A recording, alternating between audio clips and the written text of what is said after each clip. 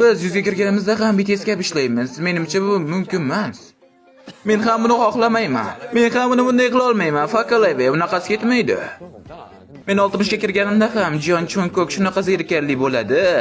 Agar biz 2 soat gaplashsak va 2 soat keyin undan so'rasak, Chonkok nima deb o'ylaysan? Va u nima haqida gapiryapsizlar? 60 yoshda ham u nima haqida gapiryapsizlar deydi.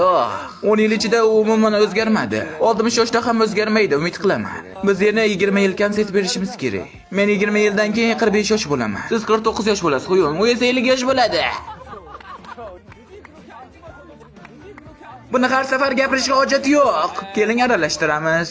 Jin Chonkok bilan bahslasha boshladi. Chonkok buni to'g'ri qil. Sizningcha 10 yildan keyin ham shunaqa bo'lamizmi? Agar biz 40 yoshda ham shunday bo'lsak, demak biz butunlay yetuk emasligimizni bildiradi. Biz 60-70 yoshlarda ham shunday bo'lamiz. Chonkok qaraganda, ey Xuyung, u payt sizni Xuyung demayman. U payt